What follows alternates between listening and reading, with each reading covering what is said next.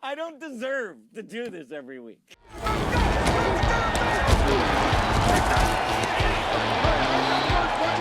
of play action fakes it for pass in zone. Yes, touchdown.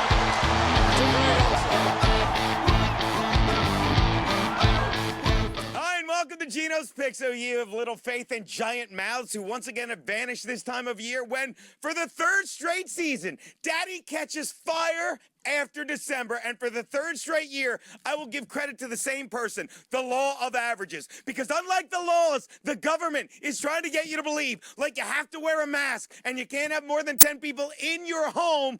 This is an actual law that exists, and when used properly, can be enforced for your own good. I told my dear friends who were fading me all season early that they would need to decide when to flip that strategy for no other reason than it's as hard to get 62% right over the course of a year as it is hard to get 62% wrong over the course of a year, which I did in season 2. No one gives me credit for only going 38%. Very angry people with nasty, nasty words that I would say, but Talib is here. I don't.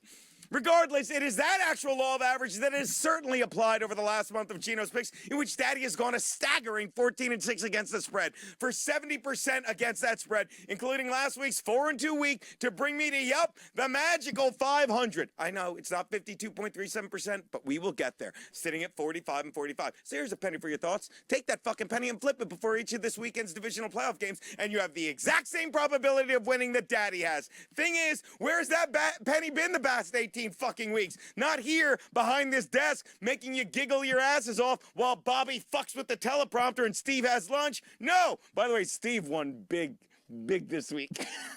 So now that I think about it, why not take that penny and use it on a scratch-off ticket? Because either way, you're going to be scratching something this week, asking why gambling is so fucking fun. Let's get to the picks. All four. Let's run through it. My first pick, the Packers are giving 6 and a hook to the Rams in Green Bay. Yeah, I was on the Seahawks last week. It was one of my losses, and I want to apologize if you went with me, because the reason you lost is because I just have trouble betting against this kid, Russell fucking Wilson. But my problem was I was putting all my money on the Russell Wilson, who in 7 of Seattle's first 8 games scored 31-plus points, and he was the odds-on favorite to win the MVP. Remember that talk? Remember? But over the past few weeks, especially in last Sunday's anemic 30-20 wildcard loss to the Rams, everyone in Seattle was asking, what the fuck happened to our offense? Yeah, well, someone asked it on Monday, Seattle's front office, and it appears the guy they asked, former offensive coordinator Brian Schottenheimer, didn't have an answer either, so they sent him packing. And this is what they said: they parted ways because of philosophical differences. Yeah, I'm giving the way the offense had trouble moving the ball. That philosophy was I think, therefore I am, as in I think this offense sucks a giant dick. Therefore, I am firing you. The Packers offense does not suck a giant dick, although their quarterback may have. We don't know. It's not ours to judge. But they have been consistent all year. And regardless of who was around Aaron Rodgers, he will be facing the Rams' incredible defense, okay? And I still have no idea whether Jared Goff will start 3 weeks removed from a dislocated and broken thumb, or John Wolford will start 1 week removed from a stinger and 7 months removed from the XFL. The fact is, all 3 of those were so fucking painful to watch, I don't have faith in either of those QBs. The Rams' defense is the best in the game, but the Packers are rested and relentless, and I'm going to take the Pack and lay the 6 and a hook. My next pick, the Bills are laying 2 and a hook to the Ravens in Buffalo. Lacey, Todd, chill out, because I'm doing it again.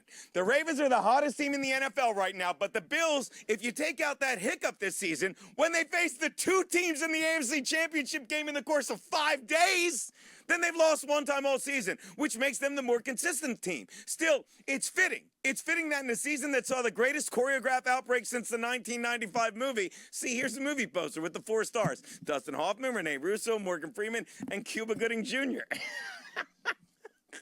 What?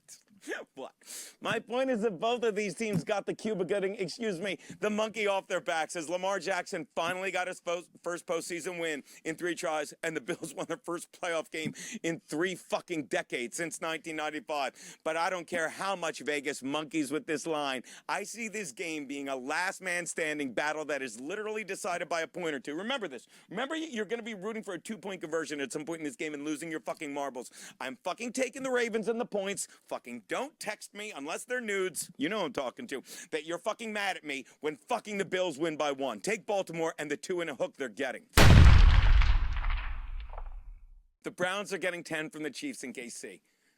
You're going to be happy, Bobby, because I so want to take the Browns getting all of these points in this one because the Chiefs just haven't been blowing out anyone over the past 2 months. In fact, I couldn't tell you the last time these guys covered. Oh, yeah, I can because the fucking internet. I looked it up. Once in the past 2 months facing a Saints team without Drew Brees or Michael Thomas. So let's take the Browns coming off that huge win against the Steelers where they were getting 5 and won by 11, right, Bobby? But did they?